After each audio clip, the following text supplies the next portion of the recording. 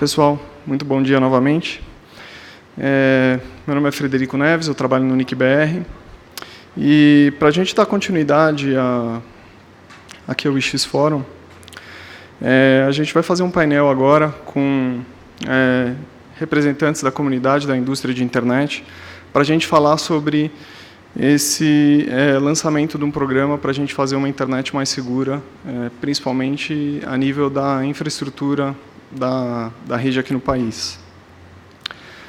E para esse painel, a gente gostaria de chamar, em primeiro lugar, o Andrei Robajewski, do ISOC. Andrei. Vamos ter também a Christine Hoppers, do CertBR, que vai fazer uma apresentação inicial para a gente, contando um pouquinho de qual o panorama que a gente tem hoje aqui no país e o que o CertBR está identificando e recebendo de reportes. Vamos ter também o Eduardo Parajo, da Abranet. E, para o final, nós vamos ter o Ideu Borges, aqui, do Sinditele Brasil. A gente também teria a apresentação do Basílio, da Brint, mas, infelizmente, ele teve um problema, não pôde comparecer.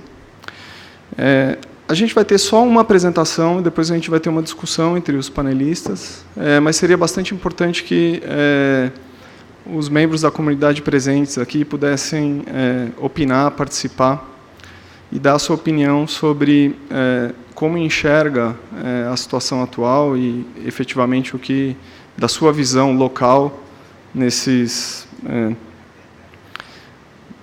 vários locais que a gente tem aqui na internet no país, desde das grandes cidades até as pequenas cidades, onde provavelmente o ISP faz com que a internet aconteça em boa parte desse país, tem a sua perspectiva aí e que a gente possa efetivamente ter uma melhora na situação em função do que principalmente a Cris vai demonstrar aqui. Então, vamos começar agora o painel com a Christine. Christine, por favor.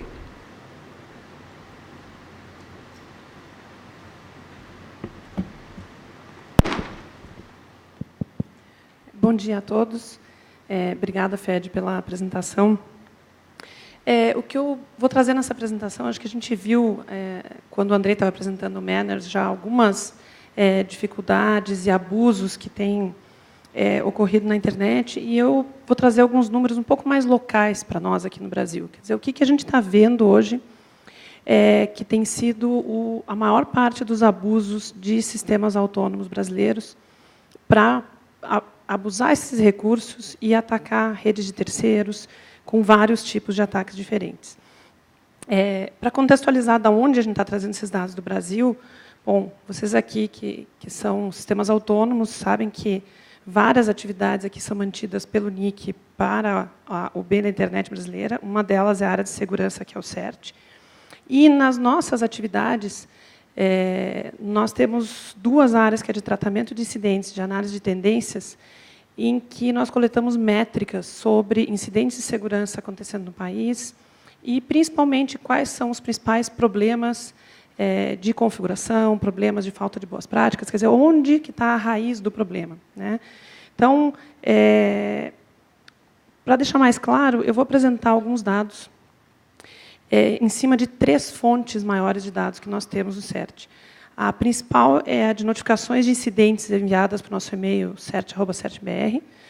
Lembrar que isso são notificações voluntárias de incidentes que são detectados por vocês, por sistemas autônomos, por outras redes ao redor do mundo, e que nos contatam, geralmente dizendo, olha, tem alguém aí numa rede brasileira que tem um problema de segurança, e a gente entra em contato para tentar ajudar essas redes.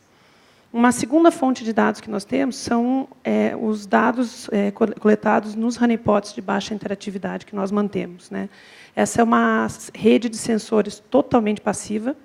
Então, eu sempre costumo dizer que é como se fossem sensores meteorológicos que estão vendo o vento e as rajadas e o que está passando pela rede.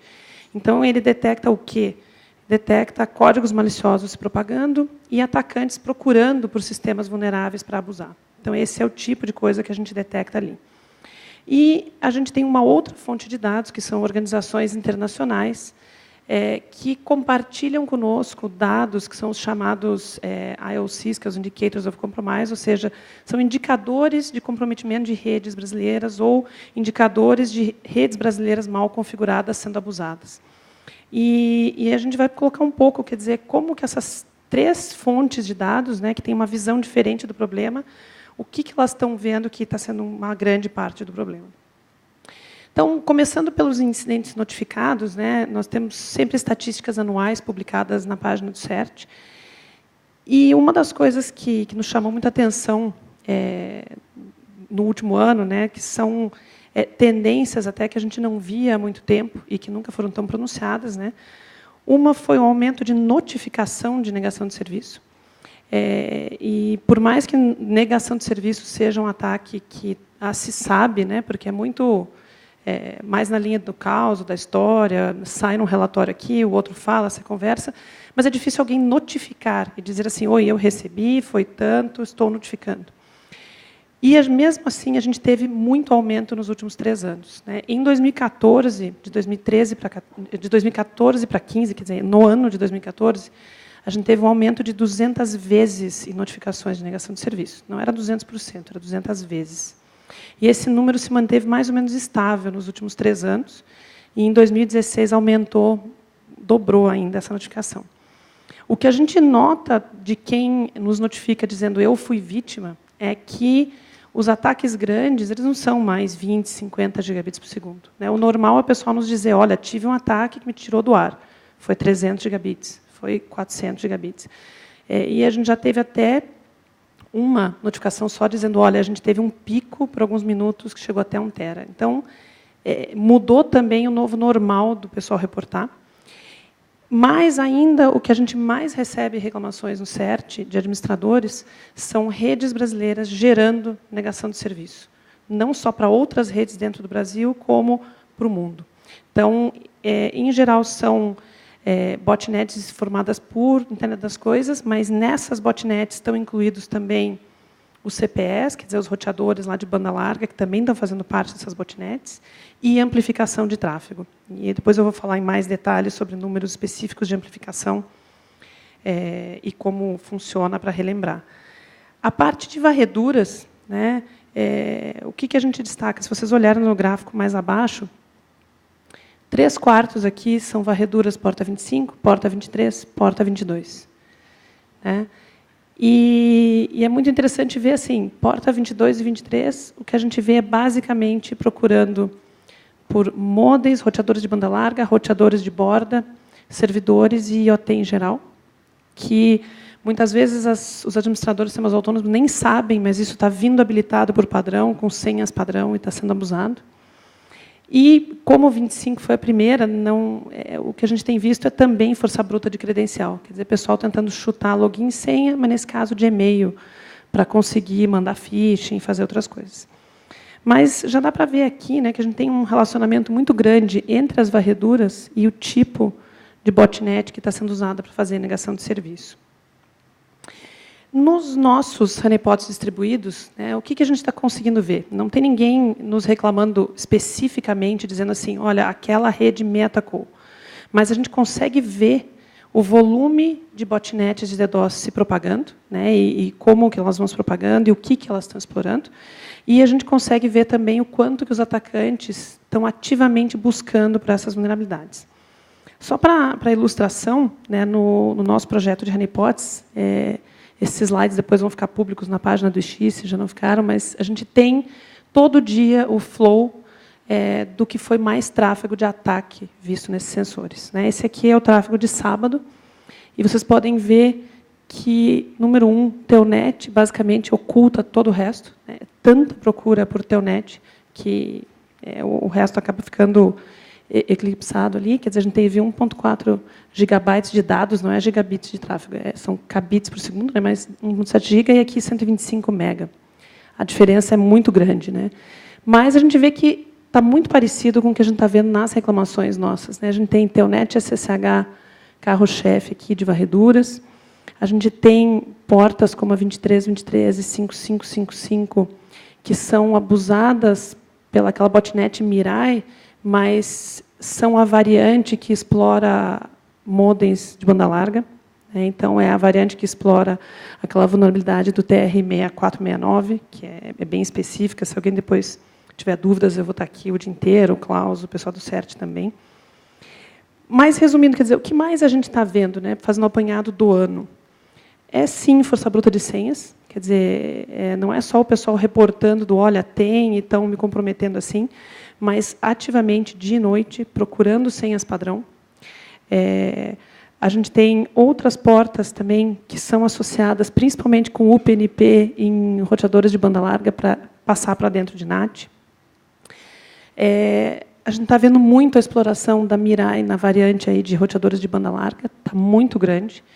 E uma coisa também que não para é a busca por serviços UDP que possam ser abusados para amplificar tráfego, né, para fazer negação de serviço amplificando o tráfego. E só para a gente relembrar um pouco, né, para quem não está muito acostumado com como funciona um ataque com amplificação ou reflexão, como também é chamado, né, esse é um exemplo específico de como funciona a DNS. Tá? Esse gráfico está num documento que fica na página do BCP-NIC-BR, é específico de DNS recursivo. O ataque de amplificação, como o Andrei comentou na palestra dele, ele depende, geralmente, assim, o atacante está em uma rede que permite você construir um pacote com IP de origem forjado, quer dizer, permite você construir e mandar esse pacote para a internet. Esse atacante, em geral, vai fazer uma consulta DNS a ou um servidor que ele controla, ou algum recorde DNS que tenha uma resposta muito grande, né? Em geral, a gente está falando de respostas de 2, 3K, que a gente tem visto em ataques. Ele faz essa pergunta para quem? Não é direto para aquilo. Ele faz essa pergunta para um conjunto de servidores DNS recursivos abertos. O que é um recursivo aberto? É um servidor DNS que faz recursão, como você faria para o recursivo do seu sistema autônomo, para o recursivo dessa rede Wi-Fi, mas ele responde para o mundo inteiro e não só para os seus clientes. Então, qualquer um do mundo pode fazer uma pergunta e ele responde essa pergunta. Então, na hora que o atacante forja o IP da vítima, faz a consulta via uma lista enorme de recursivos, põe no cache essas consultas e começa a fazer essas perguntas aqui com o IP espufado da vítima. Então, ele tem um número E de bytes aqui que ele faz e ele tem o tráfego multiplicado aqui. Em geral, aqui a gente fala de 90 a 100 vezes de amplificação. Então, para cada byte, saem 100 bytes. Para cada megabit, saem 100 megabits. Em 2009, já naquela época, tinha um relatório da Arbor, do Annual Report, que colocava que o que eles viam era que 20 PCs assim, infectados por um bot que fizessem consultas para servidores recursivos abertos conseguia gerar 1 gigabit por segundo de tráfego. Agora, você imagina que isso é 1 gigabit por segundo saindo da sua rede, ocupando, né, a sua banda, se tiver um recursivo aberto na sua rede. E aí, para a gente ver o tamanho desse problema, a gente está vendo as varreduras, está vendo notificações para o CERT, mas nos dados fornecidos por parceiros, principalmente nos dados fornecidos pelo Shadow Server, a gente tem um número que é muito interessante, que é, efetivamente, quantos endereços IP no Brasil e quantos sistemas autônomos estão permitindo amplificação de tráfego. E o número não é nem um pouco animador. Tá? Nós, do CERT-BR, nós temos acesso, por ser um CERT de responsabilidade nacional, a todos os dados do Shadow Server de sistemas autônomos brasileiros. E, uma vez por semana, num esquema de rotação, a gente notifica, a gente testa todos aqueles endereços IP para confirmar se eles estão permitindo amplificação e notifica esses sistemas autônomos. Tá? A gente manda uma mensagem para os contatos de abuse de ruiz do sistema autônomo de bloco de IPs. Tá? E, para vocês terem uma ideia, DNS, né, a gente está mais ou menos 1/3 dos AS brasileiros estão permitindo amplificação. Tem um ou mais IPs. A gente está falando aí na casa de 80, 60, sobe, desce. Quer dizer, você tem a variabilidade de dispositivos no ar ou não. O que a gente também vê pela característica desses sistemas autônomos é que provavelmente são roteadores de banda larga que estão vindo de fábrica com DNS recursivo aberto. E o cenário é similar para a SNMP. A gente também está aqui com mais de 1.000 sistemas autônomos que foram notificados, e o número de IPs é muito maior. E esse número de IPs é também roteadores de banda larga que estão vindo de fábrica com SNMP aberto, respondendo para o mundo communities public, geralmente. Então, é um problema sério. NTP, o cenário é parecido, o número de ASNs é menor, e SSDP também é um pouco menor. Existem outros protocolos que também estão sendo abusados, mas em menor escala. Tá? Então, esse é um ponto que a gente vê, quer dizer, eu não me admiro muito assim, de a gente estar vendo tanta reclamação do mundo, reclamando que nós atacamos, que o Brasil está gerando negação de serviço, porque, sim, a gente tem um volume muito grande de redes que estão mal configuradas, de dispositivos, e que estão permitindo amplificação. Nesse caso, também é muito preocupante. Então, acho que aqui são 3 conjuntos de dados que, na nossa visão, eles complementam uns aos outros, né? Eles nos dão essa visão melhor do como é que está o estado de saúde aí da nossa internet e dos sistemas autônomos no Brasil. Mas eu queria também, já que a gente está falando aqui principalmente de segurança de elementos, né, como o modem, roteador de banda larga, né, o CPS, e segurança de roteamento, né, que o Andrei já falou, a gente vai falar de alguns outros abusos que a gente está vendo. Tá? O primeiro que a gente vai falar está acontecendo desde 2013. Tá? Muita gente já deve ter visto alguma apresentação minha, ou do Klaus, ou da Lucimara, ou da Miriam, falando sobre esse problema de ataques a modems e roteadores de banda larga para alteração de DNS. Tá? A maneira que esses roteadores estão sendo comprometidos é muito similar à maneira que as botnets estão comprometendo também, como a Mirai. É via força bruta de senhas, né? Geralmente via telnet. Então, mesmo que você não use lá esse telnet no roteador, ou explorando vulnerabilidades, porque há várias também, ou o que a gente tem visto com muita frequência são ataques de cross-site request forgery em sites legítimos. Quer dizer, o que o atacante faz? Ele compromete um fórum de discussão, um site muito acessado, só que, em vez de ele ir lá e fazer um defacement, por que ele vai anunciar? Ele põe um JavaScriptzinho oculto, num frame tamanho 0, e lá ele fica fazendo força bruta de senha nos roteadores de banda larga ou explorando vulnerabilidades. Quando ele consegue, ele altera a configuração DNS. Né? Para que consulte não para o seu DNS, mas que consulte para um DNS sobre controle do atacante. E a gente está vendo isso desde 2013. Né? Os casos são para todos os tipos de domínios, tá? Domínios de redes sociais, de notícias, de busca aí. E um sinal de que isso está sendo efetivo, quer dizer, a gente não tem nenhuma métrica. Né? O CERT não tem como ter métricas em todos os AS brasileiros de fluxos de consulta DNS, nem quer ter esse tipo de acesso. Mas o que a gente acompanha, e é muito preocupante, é o número de servidores maliciosos, ou seja, aquele colocado pelo atacante numa empresa de hosting fora do Brasil, geralmente, e que está respondendo de maneira maliciosa. E esse número ele não baixa de 40, ele está desde 2013 assim, alto. Uma coisa boa é que muito poucas vezes está hospedado no Brasil. A gente tem uma cooperação muito boa das empresas de hospedagem no Brasil, que rapidamente tiram do ar, quando entra, fica 10, 15 minutos, sai. Mas a gente tem fora do Brasil algumas que estão ficando bastante tempo no ar. Mas isso dá uma noção desse tipo de abuso. E um outro que a gente comenta aqui, que começou a gente ver para este fim, ou seja, para o fim de fazer fraudes, sequestro de rotas, começou em março. Tá? E não é aquele tipo de sequestro BGP que o atacante pega um bloco não usado e um AS que está dormente e publica. Não. Ele vai até um sistema autônomo, em geral são os pequenos, já teve um médio, ele vai lá, consegue invadir o roteador de borda. Os casos que a gente conseguiu saber como aconteceu foi com força bruta de senha. Então, assim, é senha de gerência, acessando a interface. O que eles fazem nesse roteador? Eles anunciam mais uma rota. Eles anunciam uma rota, em geral, de um /24 da instituição que eles querem fraudar, levantam um túnel GRE que todo o tráfego que começar a chegar para eles naquele barra 24 vai para um servidor fora, onde tem o conteúdo sob controle do atacante. Tá? Então, esse é um outro tipo de ataque que a gente está vendo aí.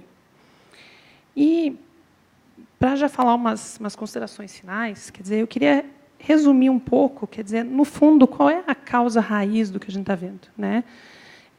São ataques extremamente elaborados? Não. O que eles estão fazendo é adivinhar login e senha de administração de equipamentos, né, na maioria das vezes, tanto roteadores de borda, quanto servidores, quanto modems roteadores de banda larga, e abusam serviços abertos para amplificação. E hoje tem uma quantidade muito grande que está também nesses modems roteadores de banda larga. Então, as recomendações, quer dizer, onde a gente chega para conseguir fazer isso, quer dizer, abuso de credenciais, né, autenticação, é tentar colocar 2 fatores. Se não dá para colocar 2 fatores, e aí a gente fala de um SSH com senha, não precisa ser um token criptográfico, mas pode ser alguma outra coisa, tem que ter algum segundo fator. Se não tiver como ter segundo fator no equipamento, no roteador, no elemento de rede, cria uma rede de gerência, né? Quer dizer, acessa nessa rede de gerência, de lá você consegue fazer alguma outra coisa. Lembrar que muitos roteadores, né, como, por exemplo, o MikroTik, eles já vêm, por default, muitas maneiras de acesso. Então, por mais que você só use a interface web, mas o teu NET está lá, o SSH está lá, o FTP, né, aquele negócio de esquecer de trocar a senha, deixa a senha padrão, né, isso a gente está vendo que está complicando bastante também. E a parte de amplificação, ela tem 2 lados, né? Quer dizer, como a gente falou, é algo que precisa reduzir a possibilidade de IP spoofing, mas a gente precisa diminuir o poder de fogo, né? Imagina que a gente tem 500 mil IPs podendo gerar amplificação de SNMP aqui no Brasil, divididos em 2.000 AS. O potencial de banda sendo desperdiçada, de recurso de roteador, de elementos, né, é muito grande. Então, tem que atuar também nessa parte de reduzir serviços abertos padrão. E a gente tem conversado com algumas redes, quer dizer, o roteador lá, o modem que você compra para colocar na casa do seu cliente, ou aquele elemento que vem, ele está, por padrão, vindo com isso aberto, né? E teria que também tentar desativar, tentar fazer um hardening, né, geral e deixar só o que realmente precisa. E só complementando o que o Moreiras, né, eu já terminei minha parte aqui, o que o Moreiras comentou no fim da apresentação do Andrei, a gente tem várias boas práticas que estão no portal de boas práticas para a internet no Brasil. Tá? Das 4 do Manners, que ele comentou, tem uma de anti-spoofing, que tem até um pouco de material novo nessa última semana. Tem documentos sobre como ajudar a diminuir ataques de DDoS, tem um específico de como fechar DNS recursivo, né? E a gente espera ter mais boas práticas, quer dizer, o que a gente for publicando como nick de tutoriais técnicos, a gente vai publicar nesse site do BCP e vai ficar concentrado aqui. E era isso que eu tinha para apresentar. Vou devolver para o Fred aqui para a gente passar para a discussão.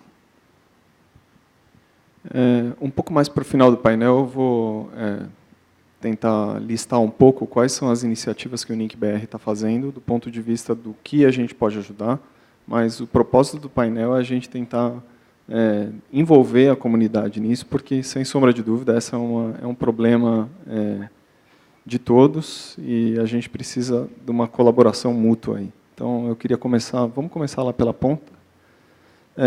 Na verdade, eu queria que, se possível, o Andrei pudesse tentar sumarizar um pouco, summing up a little bit, Andrei, of what you get from the poll that you did during your presentation. O Andrei vai tentar fazer um sumário aí do que a gente tem, pelo menos do ponto de vista das boas maneiras que a sua avó te ensinou quando você era pequeno, para como se comportar no elevador, na casa do vizinho, ou algo desse tipo, e que é basicamente, vamos dizer assim, essa ideia do projeto do Manners.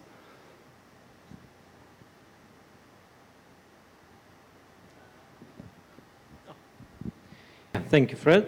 And thank you for this interesting. Agradeço pela apresentação tão interessante, com números. Números são sempre muito importantes, porque sem medidas fica difícil saber como o sistema está se desenvolvendo, quais são os nossos pontos fracos. Bom, antes de passar para os resultados, gostaria de fazer um comentário sobre os problemas que observamos na internet. Muitos deles não trata-se tanto de tecnologia, mas são de natureza socioeconômica. A internet está baseada em fatores econômicos, certo? Seja lucratividade, enfim, isso estimula o desenvolvimento independente e a interconectividade da internet. Mas, ao mesmo tempo, notamos problemas que não tem esse impulsionador, esse motivador econômico, como, por exemplo, você implementa medidas de anti-spoofing que não protegem a sua rede de ataques, você continua tendo a rede rodando, mas não fechar tudo isso é pago por alguém mais que acaba vivenciando estes ataques. E no espaço de routing, o que eu apresentei durante a minha apresentação é basicamente a mesma coisa, certo? Talvez as coisas, você não valide os anúncios e alguém vai acabar pagando essa conta, não é? Se você quiser abordar esses problemas, é importante encontrar uma maneira de juntá-los, ligá-los. E eu acho que o que ficou bem claro aqui, nos primeiros anos da internet, em que a colaboração era muito importante, e uma das razões pela qual a segurança era menos importante, as pessoas se conheciam, né, uns aos outros, e esse fator precisa ser amplificado. E o Manners faz exatamente isso. Em última análise, estamos todos interessados na infraestrutura comum. Se ela estiver deteriorada a partir de ataques ou de solucionadores de padrão aberto, ou a propagação de anúncios forçados de routing, vamos todos sofrer com isso, certo? Por isso eu acho que esse esforço colaborativo é muito importante. Podemos ver todas as medidas de conectividade da internet, que é uma cadeia segura. E a internet é o elo mais fraco dessa cadeia. E é por isso que nós trazemos pessoas a bordo dessa missão. Projeto como o Manners, por exemplo, eles tentam não tanto propor soluções de tecnologia, porque nós conhecemos essas soluções. Eu acho que nessas 4 ações não viram nada muito novo demais, mas para fim de estimular e a motivação para implementar essas medidas e ter algumas recompensas em termos de ajustes de pareamentos, de peering, ou simplesmente ser um bom cidadão da internet. Vamos passar para os resultados? Eu tenho que ser bem honesto, tá? Essa é a primeira vez que estamos criando uma pesquisa como essa e a sua participação me encoraja muito a agora usar essa ferramenta em todas as apresentações que eu fizer com Manner, tá? Por isso, muito obrigado. Eu acho que quanto mais pools nós tivermos, maior será o sentido de comunidade que vamos receber, tá?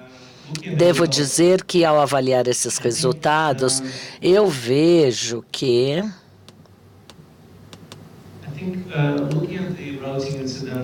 os incidentes de routing, pelo que eu noto, pelas respostas de vocês, é que vocês acham que a segurança de routing é importante, mas não impacta tanto quanto outras coisas. Pelo menos essa é a sua percepção.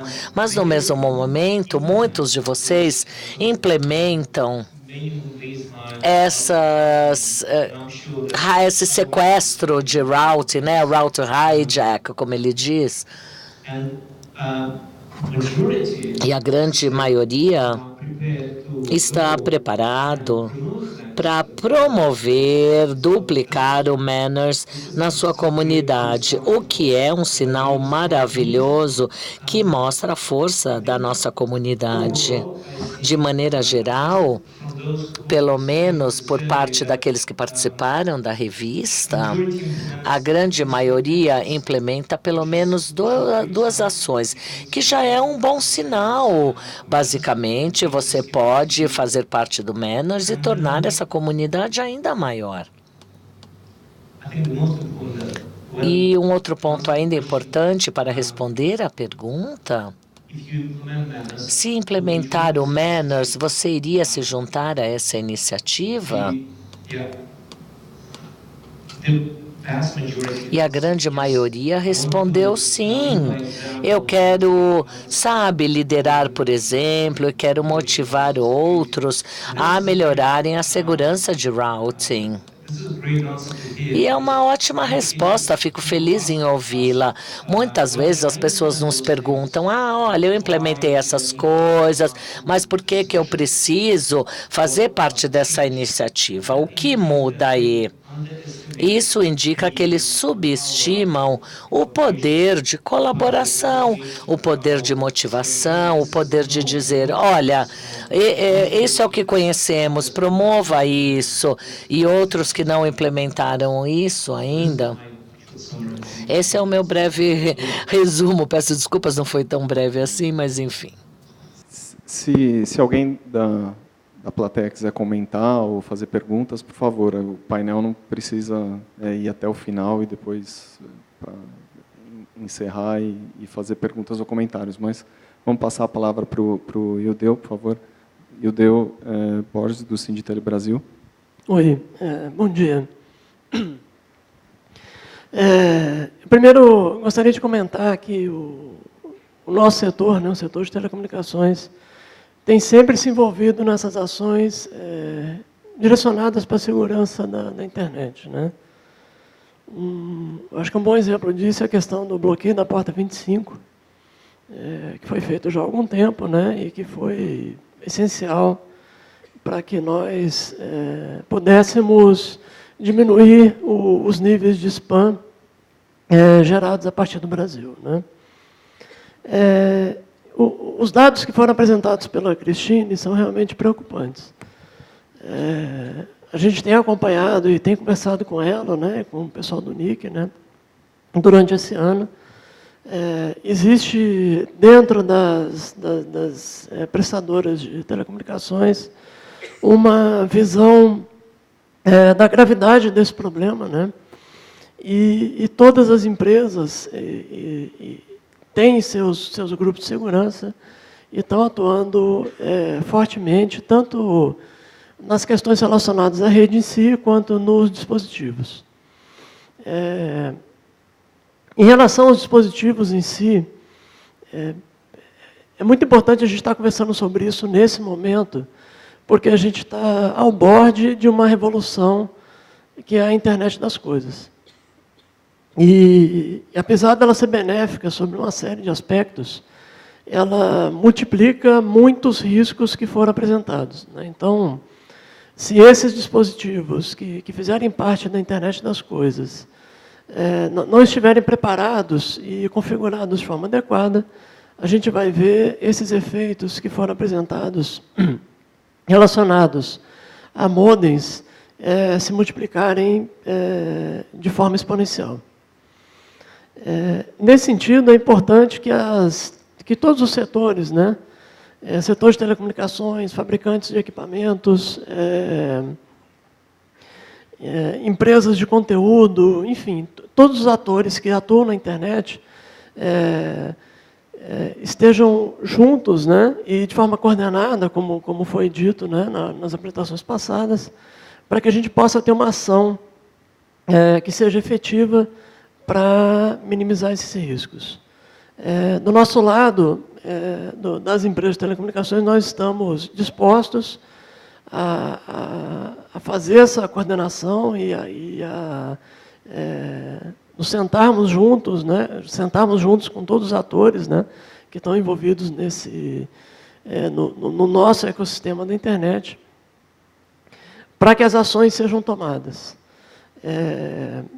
Vamos também estudar o que foi apresentado anteriormente, né, são do MANS, né, para avaliar e provavelmente implantar essas ações dentro das nossas redes.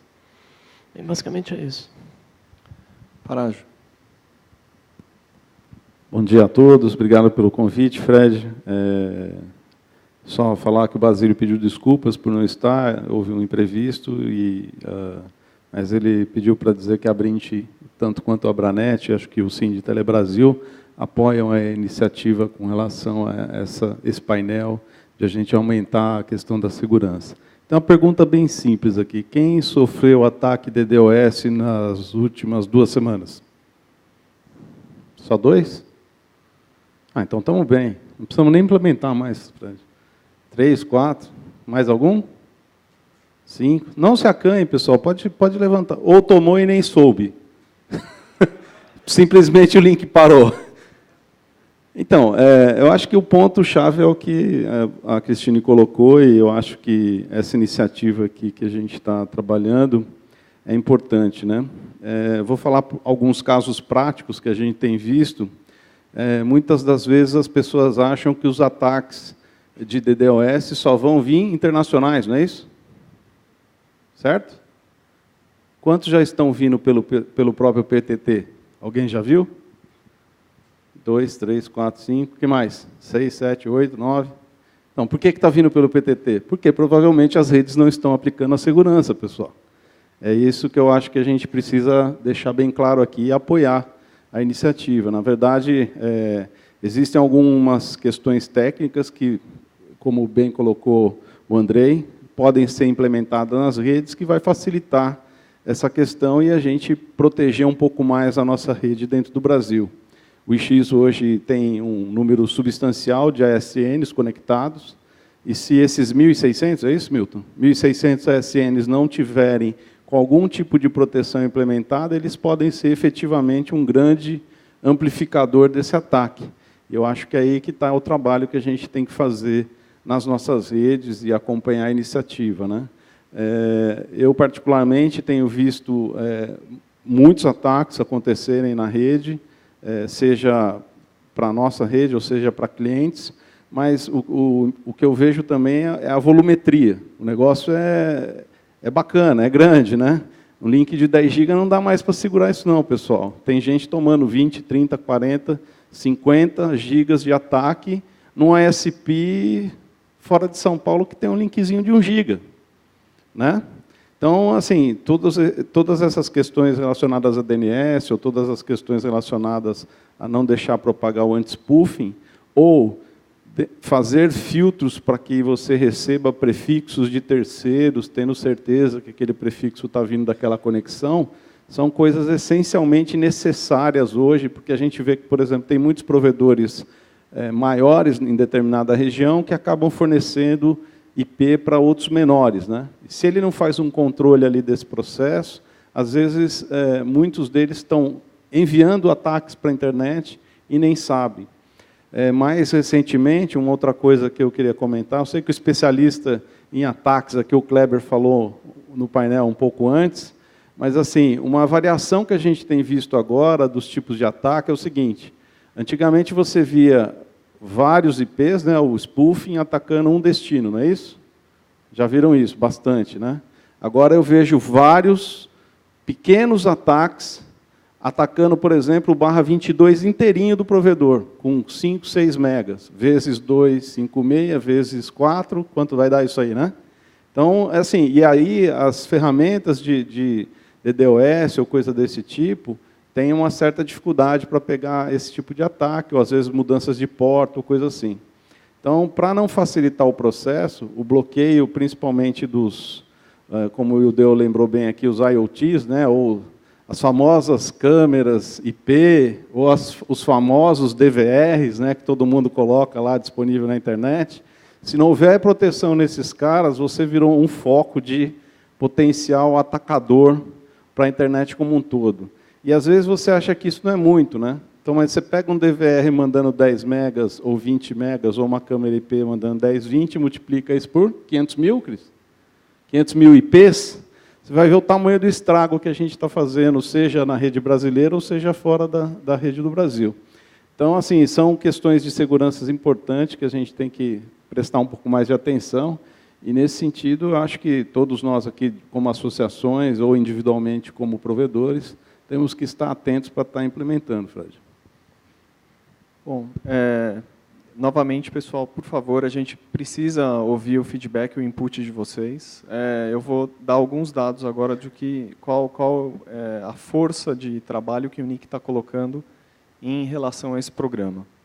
Desde o processo de alocação, lá com a equipe do Patara, que trata os pedidos de alocação, passando pela parte de treinamento que a gente faz, inclusive o curso de melhores práticas de roteamento, que a gente já vai ter na sexta-feira, já tem algumas modificações em relação a isso. As atividades operacionais que a gente tem no IX, se alguém se lembra da apresentação que foi feita no IX 2 anos atrás, e efetivamente a gente teve frutos em relação a o controle de filtros pelo próprio usuário através de communities, que entrou no ar praticamente no começo desse ano. A gente tinha 4 atividades lá. Uma das últimas delas é a parte de marcar prefixos ou começar a tomar atitudes em relação a filtro nessa área. Algo nós teremos também no IX, mas é óbvio, isso tem que ser direcionado, ou a própria comunidade tem que opinar em relação a até que ponto nós queremos que o IX possa ser uma ferramenta para a gente melhorar esse panorama, principalmente do ponto de vista da propagação de prefixos nessa base única de conhecimento de roteamento, que é o BGP. O Parajo citou um número, 1.600 sistemas autônomos, isso é ao redor de 30% dos sistemas autônomos que a gente tem operacionais no Brasil. Mas, quando a gente vai olhar pela quantidade de prefixos que são alcançáveis através do IX, a gente tem mais de 80% de cobertura no país. Tá? Então, o IX, sem sombra de dúvida, do ponto de vista de alcançabilidade, é extremamente importante para a operação da rede no país. Nessa perspectiva de não pensar que isso só vem do exterior, não, a gente tem um potencial muito grande de gerar estrago aqui internamente. E por que eu estou citando a questão da alocação e do treinamento? Esse ano, a gente, se vocês olharem historicamente os dados de crescimento de número de sistemas autônomos, obviamente isso, o driver disso, como outros já disseram, e a gente observa isso em outras partes do mundo, é a questão do esgotamento de IPv4 mesmo, e como as políticas foram preparadas para permitir que novos entrantes ainda pudessem participar dessa indústria, enquanto a gente está passando por essa transição. Esse ano só, a gente vai criar, só no Brasil, mais de 1.000 sistemas autônomos, pessoal. A gente está crescendo mais de 20%. Isso é um crescimento, vamos dizer assim, são números que a gente não enxerga, não vê em nenhum outro local do mundo. Alguns anos atrás, isso era maior ainda. Então, se a gente não tomar cuidado de, vamos dizer assim, quando está, de certa forma, fazendo um upgrade no cliente, porque aquele seu cliente que era o pequeno ISP numa cidade próxima a você, que era menor, que recebia endereços de você, agora você não tem mais como dar endereço para ele, e a solução é ele virar um sistema autônomo e receber alocação direta. Então, você está mudando o nível desse seu cliente. Você só tinha um prefixo roteado lá para ele, ou alguns prefixos roteados para ele, mas ele não fazia nada. Você tomava conta de tudo. Agora não, agora ele é um sistema autônomo. Mesmo que ele seja um stub, algo você pode fazer nessa mudança de relação, que agora você está dando trânsito para ele, ou que talvez ele até venha ao IX. Então, esse tipo de conhecimento precisa ser propagado e precisa chegar lá até ele. Isso a gente está tentando, vamos dizer assim, imbuir desde o começo lá do processo de alocação. Isso passa também pelos consultores, que a gente sabe que tem muitos aqui no Brasil, alguns deles provavelmente estão presentes aqui hoje, que mostram essa como sendo uma alternativa para manter o crescimento ainda desses pequenos ISPs, mas, às vezes, vamos dizer assim, tem só um trabalho inicial e isso depois não continua. A gente tem que ter em mente que isso precisa seguir em frente. Então, desde as melhores práticas, como a Cris disse, que a gente está listado, tem listado algumas delas no site BCP-NIC-BR, inclusive esse site é o site onde a gente vai manter essa iniciativa e tentar apontar como sendo o foco para essa campanha. De novo, não é uma campanha que está começando agora e a gente vai esperar resultado em pouco tempo, não, é uma campanha de longo prazo. Isso daqui não é uma corrida de 100 metros, é uma mega maratona. Como o projeto da Porta 25, ele durou vários anos, passa pelo processo da medição, o time de medição com o Cimete Box e outras iniciativas que a gente tem, a gente já faz medidas pontuais de spoofing, por exemplo, abusos em relação à DNS, e isso a gente vai continuar a medir para poder ter uma visão de que se esse esforço está sendo positivo ou não, e, obviamente, em função do que toda a comunidade enxergar como sendo formas da gente atingir esse objetivo, seja melhor. E chega até o ponto do CERT-BR para coletar essas estatísticas e ter um pouco mais melhorar essa visão aí, tentar ajudar todos nesse caminho. Não é uma iniciativa simples. Se a gente não fizer nada, simplesmente o que vai acontecer vai ser, infelizmente eu vou ter que falar isso, mas vai ser o caos.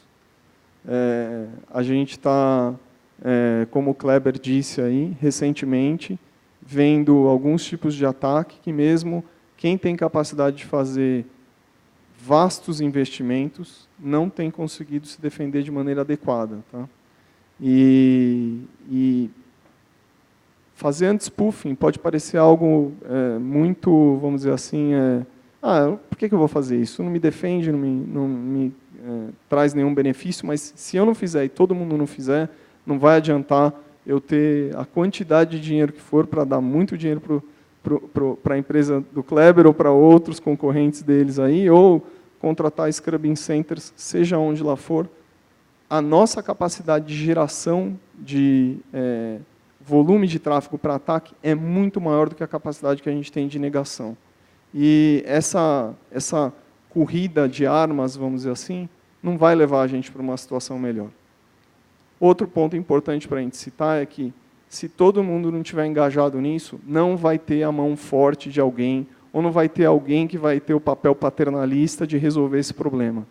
Ou a gente arregaça as mangas e trabalha junto, ou realmente vai ser o caos. Tá?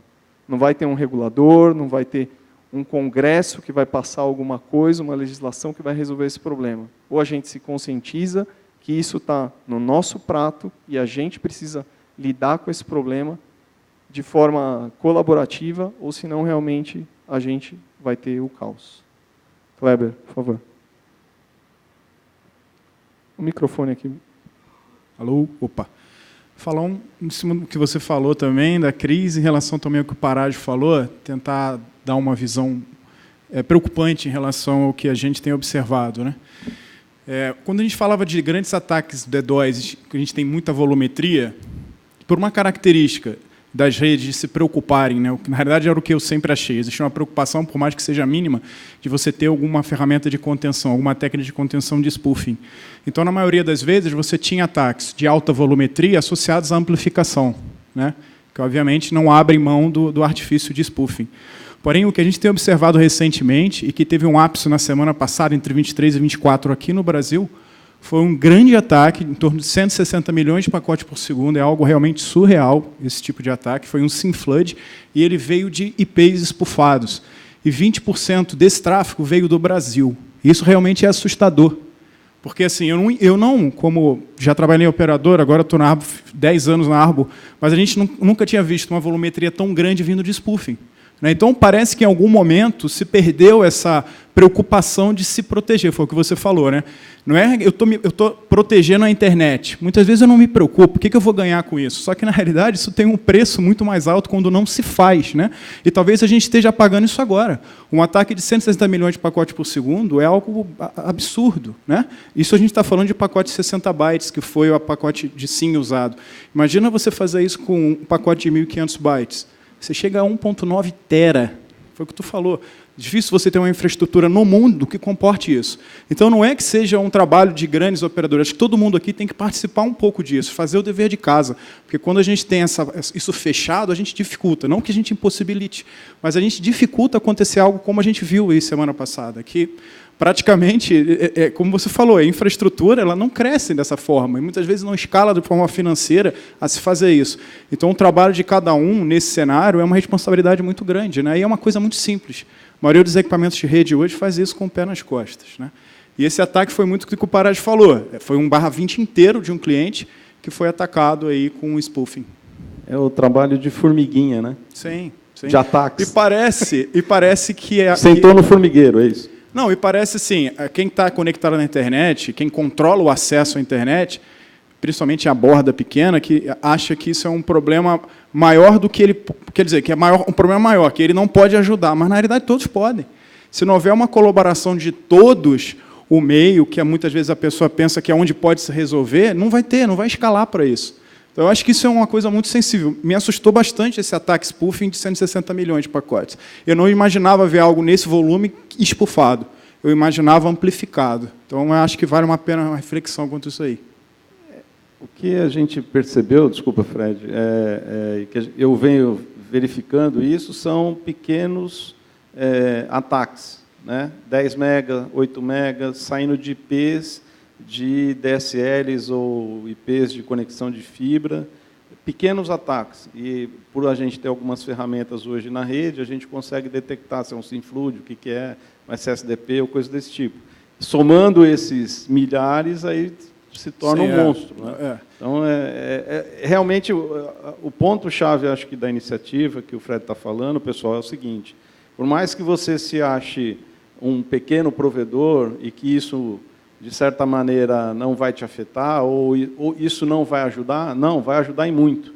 Vai ajudar muito, não só a você, mas vai ajudar os outros também. Porque, às vezes, você pode não estar sendo impactado recebendo um ataque, mas pode estar saindo da sua rede um monte de coisa, às vezes pequena, que está comprometendo o que o Andrei disse bem aqui. Na verdade, é o bolso. Nós temos que olhar sempre para o bolso. O detalhe mais sensível do homem é o bolso, não é?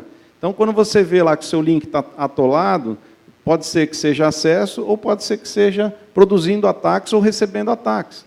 Então, isso é muito importante que a gente faça, porque a gente sabe que tem vários consultores, como o Fred mesmo mencionou, que dão suporte a inúmeros provedores, milhares de provedores hoje no Brasil, e é importante que não só o fato de colocar no ar o BGP, né, colocar o ASN para funcionar, mas que pelo menos seja aplicado algumas pequenas regras de segurança, que não são muitas, como o Andrei já colocou na apresentação dele, que isso vai ajudar não só a você, mas vai ajudar a rede como um todo. Isso é muito importante que a gente consiga propagar para todos que fazem esse tipo de trabalho junto a provedores, e a gente sabe que às vezes os provedores também não têm essa preocupação, né? O administrador do provedor está preocupado com outras coisas, mas vale a pena, o material não é complicado de entender e de ler. E a comunidade como um todo, aí, as várias listas que a gente acaba participando, seja do GTR ou do GTS, muitas das pessoas acabam respondendo aí com facilidade: como que eu faço isso em tal roteador, como eu faço isso aqui num outro roteador, no MikroTik, ou coisa desse tipo. Acho que talvez a principal mensagem que a gente tem que colocar para todos nós aqui, e que se cada um fizer um pouquinho, isso vai ajudar no restante para que todo mundo tenha um ambiente mais saudável.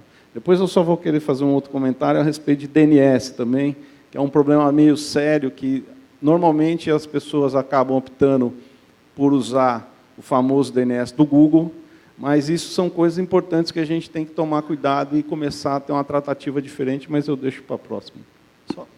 Só um instantinho, eu já vou dar a palavra. Além esforço interno do NIC em produzir documentação, dar treinamento, tentar agrupar a visão da comunidade, mas, de certa forma, eu quero deixar claro isso. Isso não é algo que o NIC está impondo, que o NIC quer que seja feito dessa maneira. Não. A gente tem que chegar a uma conclusão de qual é o melhor caminho que a gente tem que trilhar. Porque, como eu disse, tem muita diferença, a rede é muito heterogênea aqui no país, é desde o pequeno ISP no interior do país até um grande provedor de trânsito, todo mundo tem que estar envolvido nisso. As boas maneiras do projeto da ISOC, isso a gente está fazendo de forma colaborativa com eles, mas é mais do que isso.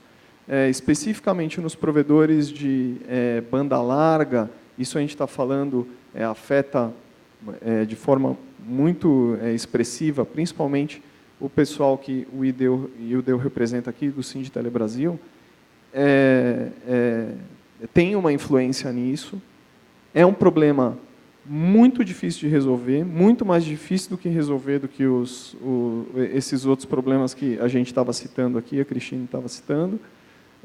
Desculpa, a Cristine citou especificamente esse, porque todo mundo sabe aqui, quem entrega CPE para o usuário sabe o que acontece. Você coloca aquele equipamento lá na casa do usuário, aquele lá fica por 5 anos, fica por 10 anos na casa do usuário. E, às vezes, alguns dos problemas que a gente tem tratado em relação a isso são de que esse equipamento não é gerenciável remotamente, esse equipamento não consegue atualizar o firmware remotamente, esse equipamento é um abandonware, porque o vendedor vendeu e não está nem aí para fornecer upgrade disso. Então, isso é algo que o Milton tem trabalhado com o pessoal da indústria e a gente, infelizmente, não tem a presença deles aqui hoje, mas eles vão se juntar a esse esforço de que os fabricantes também se envolvam com isso. Tá? Mas isso vai depender, claro, que também na hora que a gente compra, a gente fale, olha, tem que ter isso daqui.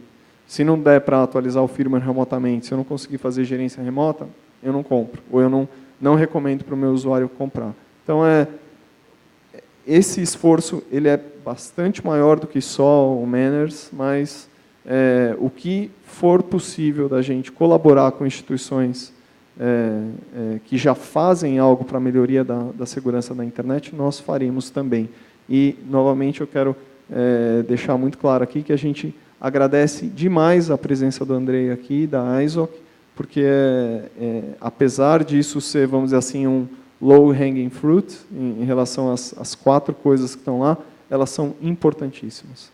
Por favor, nome e instituição. Bom dia, Douglas, da Unioeste. A primeira colocação é com relação a essa abordagem da verificação na origem, se existe por parte do NIC, e eu sei que até existiu no passado, não sei como é que isso está agora, uma coisa na linha uma mistura de um ethical hacking, onde você vai lá e consegue verificar que determinadas redes estão expostas a determinados problemas e, obtendo essas informações, se existe, quais são os mecanismos que o NIC usa para orientar os detentores desses recursos. Cara, aquele puxão de orelha, ajusta a tua rede aí, se existe isso, ou se existe até uma outra medida, sei lá, um Hall of Shame ou alguma coisa do gênero, para o cara, amigão, vamos arrumar a tua rede aí que você ruim prejudica o mundo todo. Essa é a primeira colocação, em tom de pergunta. E a segunda colocação é com relação, aí mais no nível central, em relação ao IX, que é algo que vem se discutindo bastante, do aspecto da mitigação mesmo.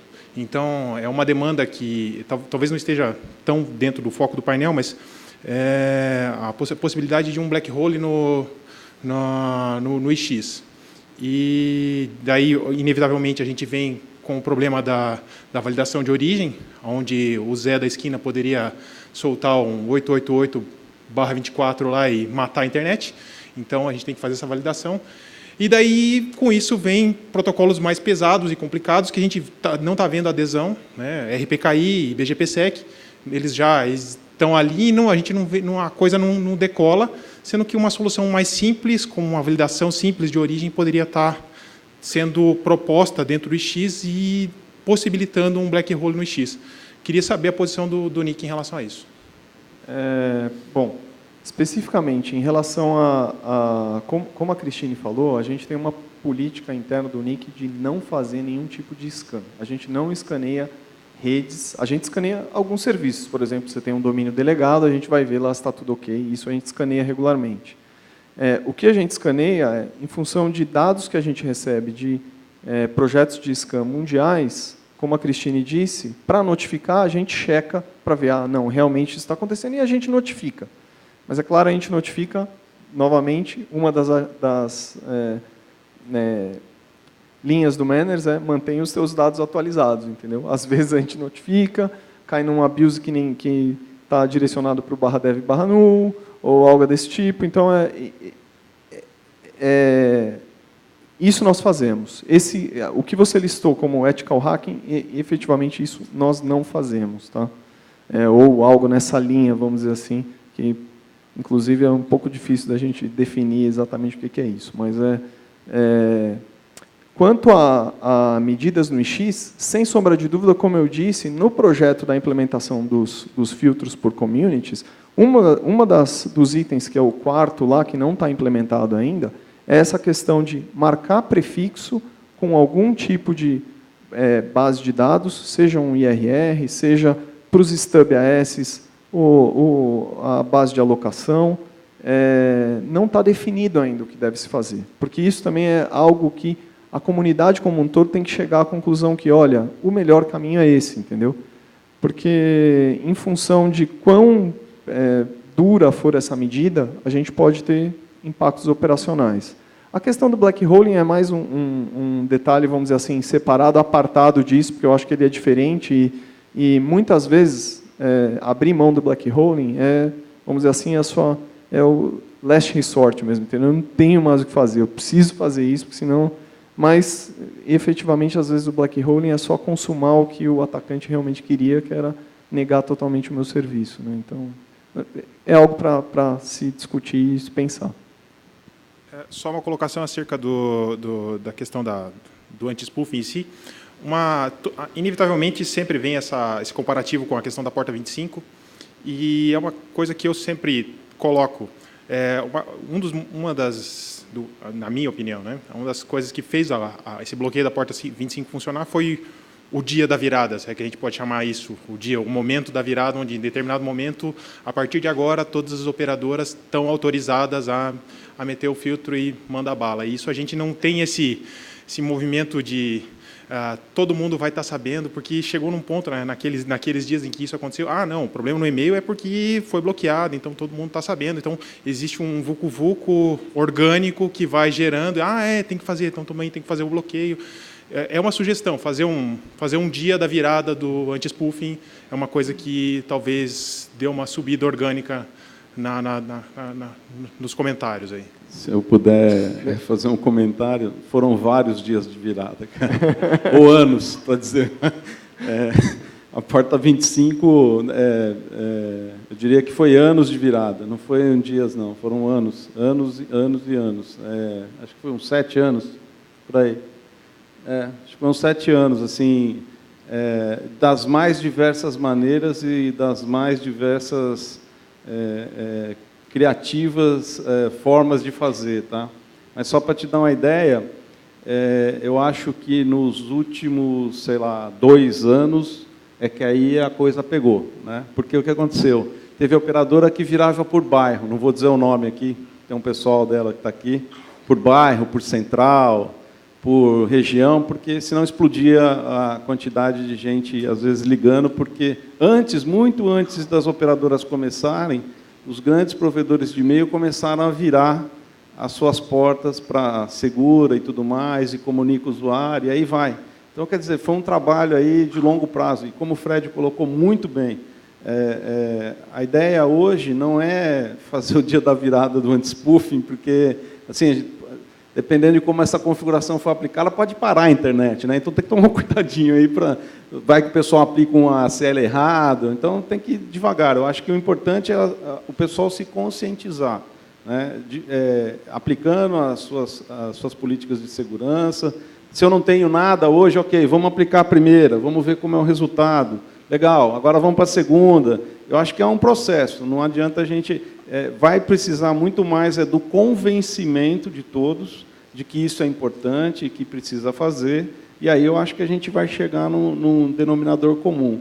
Mas a Cris pode talvez dar mais exemplos da época da Porta 25. Não é nem tanto exemplo, mas é lembrar assim, que no caso da agência da Porta 25, havia uma necessidade quase de sincronia entre provedores de e-mail com provedores de telecomunicações. Então, esse era um dificultador. Mas, no caso da adoção desse tipo de boas práticas, você faz o hardening do seu roteador no seu momento. Você aplica o anti-spoofing quando você está pronto, seguro, e você viu que testou e que não parou seu provedor. Quer dizer, não tem nada que dependa de você sincronizar várias redes. Então, no caso da agência de Porta 25, toda essa discussão era exatamente pelo volume de clientes, pelo volume de ligações para quem provia serviço de e-mail. Então, tinha um trabalho. Eu diria que, do ponto de vista de sincronia, a gente está muito mais simples adotar essas práticas do que foi implementar a agência de Porta 25. Eu acho que é isso que a gente tem que pensar. Se a gente conseguiu colocar a agência de Porta 25 com todos os problemas, dificuldades e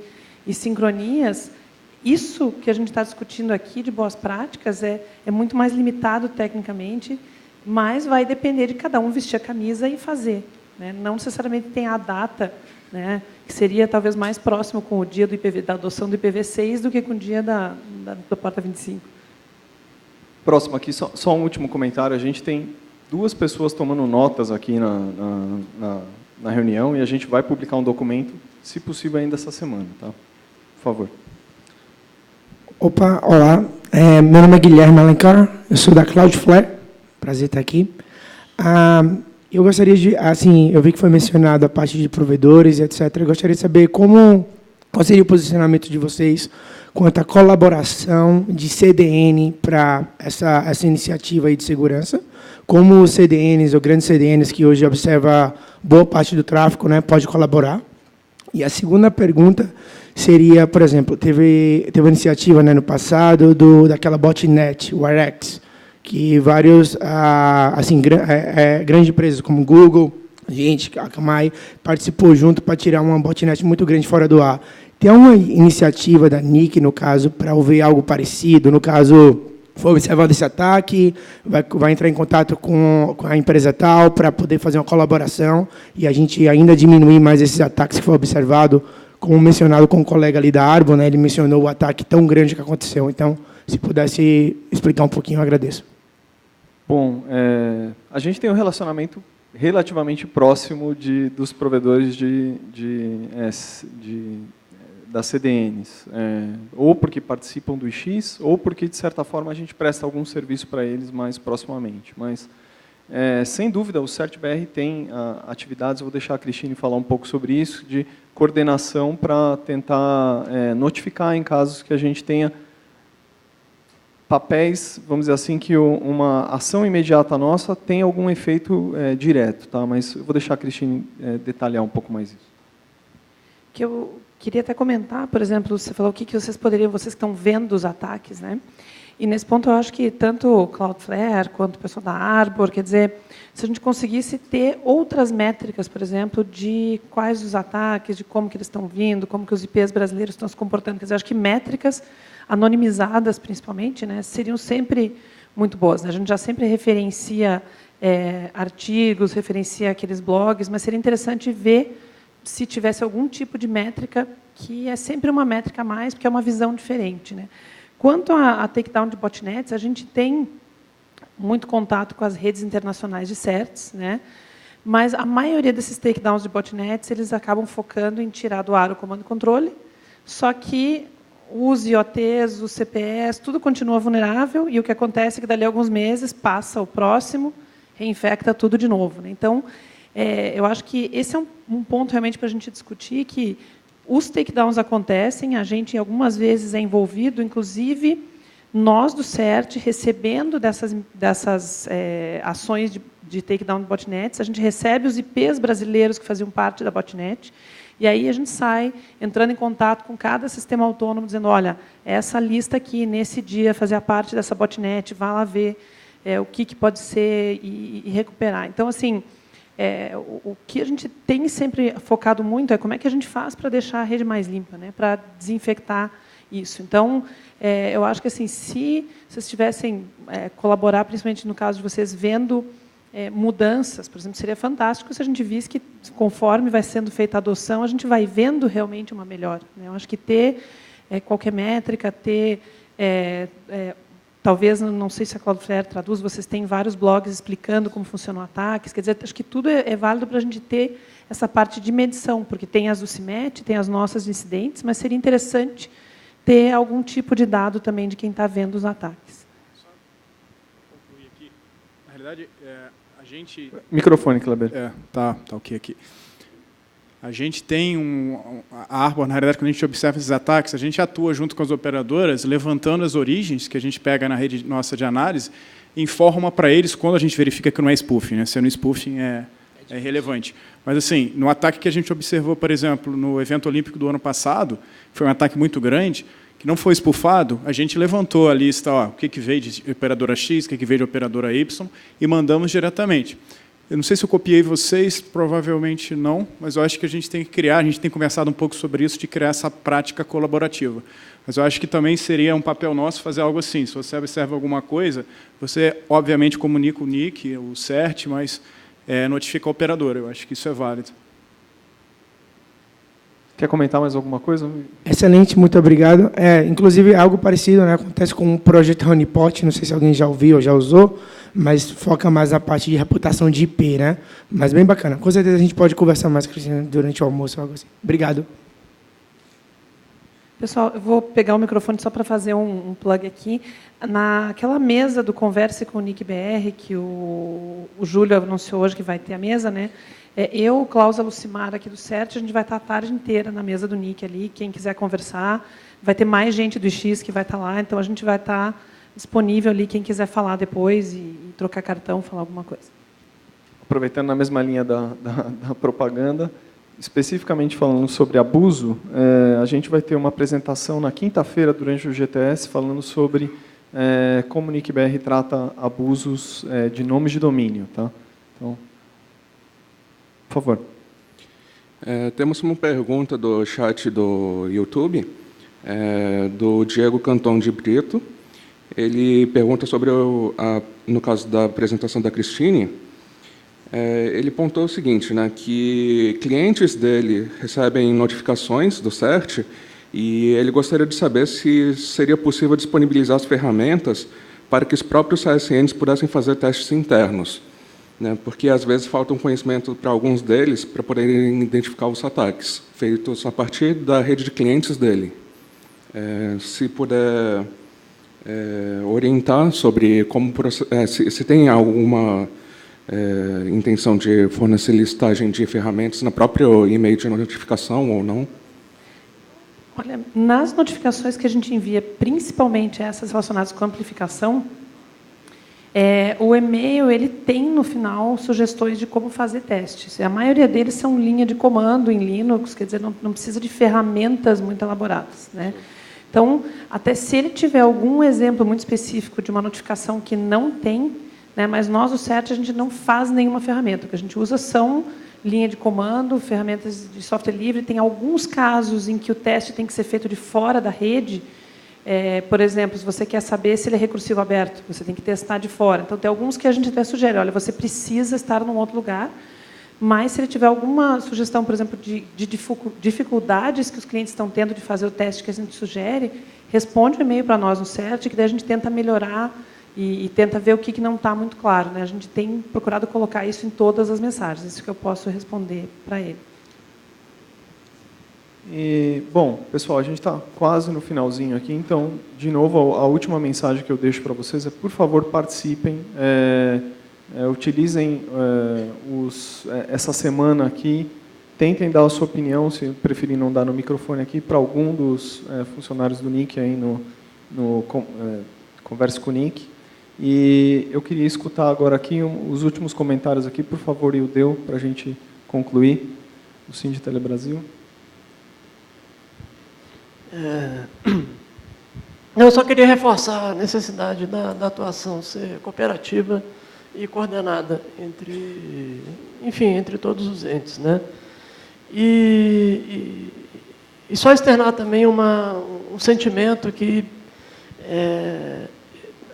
apesar do que a Cristine falou, eu acho que talvez a gente esteja diante de uma coisa mais complexa do que a porta 25, porque nós temos muitas variáveis envolvidas, né? São equipamentos diferentes, são ameaças diferentes, inclusive são ameaças que vão evoluir ao longo do tempo, né?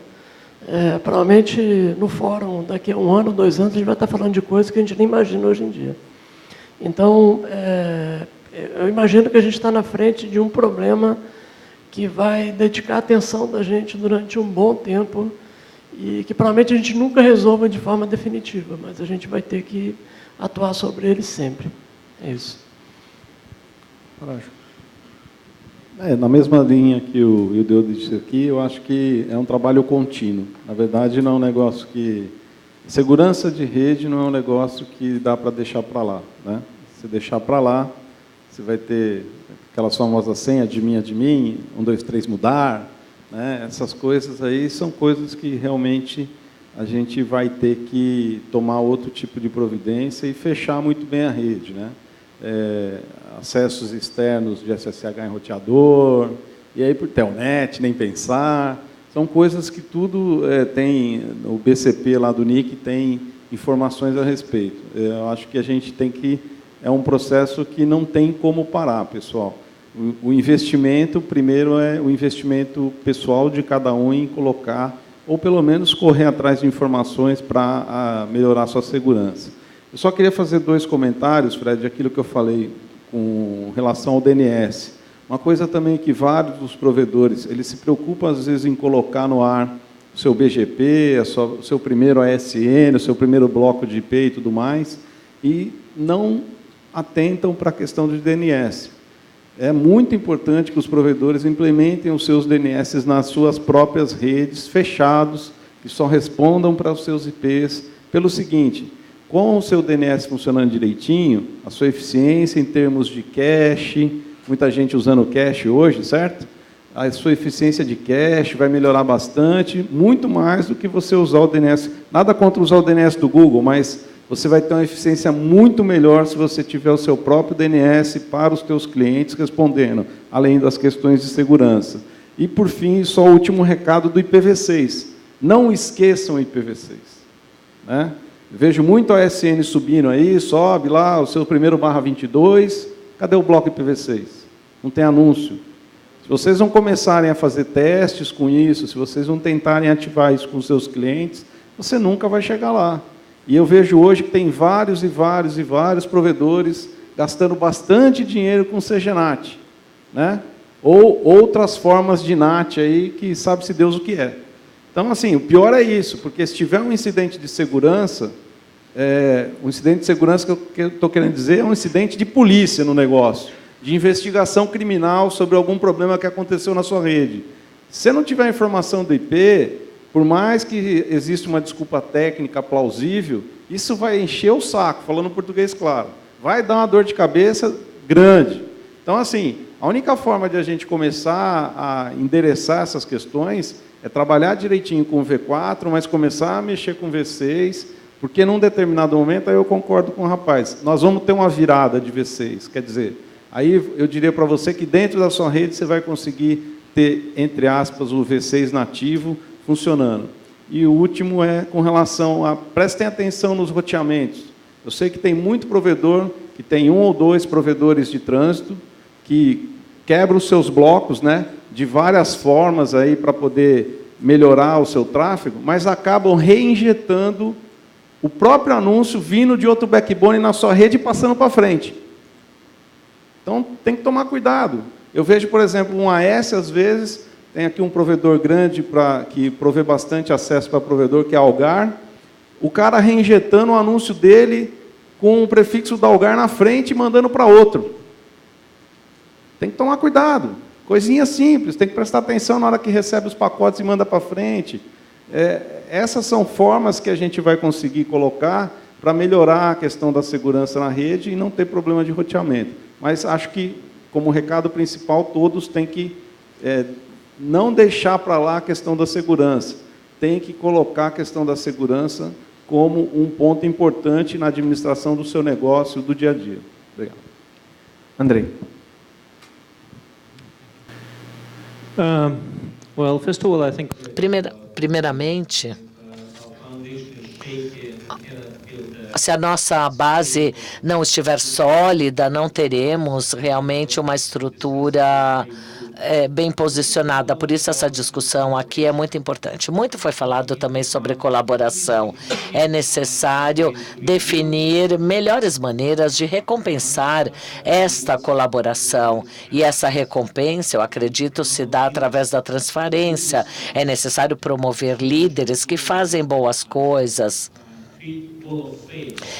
aqueles que criam aquela calçada da fama, exatamente, e com as suas experiências eles ajudam outros, apresentando ferramentas e informações, porque se você não estiver certo de qual que é a sua motivação, qual que é aquele seu empurrão principal, não há motivação para as mudanças.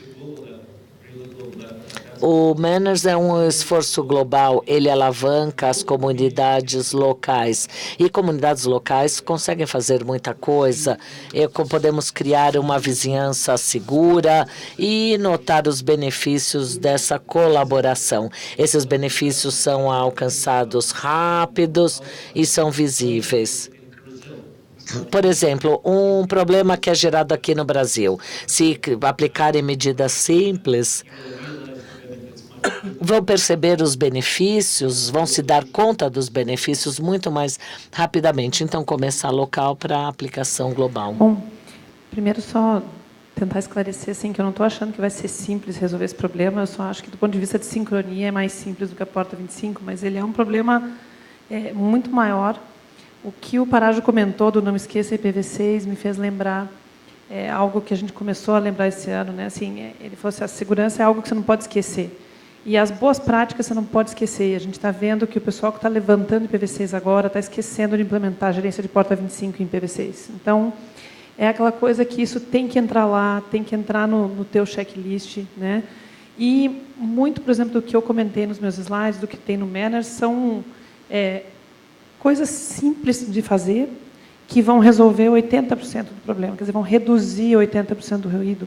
E aí a gente tem que, talvez, pensar nisso, quer dizer, como é que a gente faz para reduzir o problema, ser mais fácil de lidar com ele, e não pensar em resolver 100%, que isso também é outra coisa que eu acho que não chega lá. Quer dizer, como é que a gente faz para tirar o pior do problema da nossa frente com coisas simples, né? Acho que é isso que a gente está propondo, mas cada um vai ter que fazer o seu, né? Quais são essas coisas simples que eu posso fazer na minha rede e continuar fazendo, e fazer de maneira continuada, que vão deixar ela mais limpa, mais saudável e mais segura.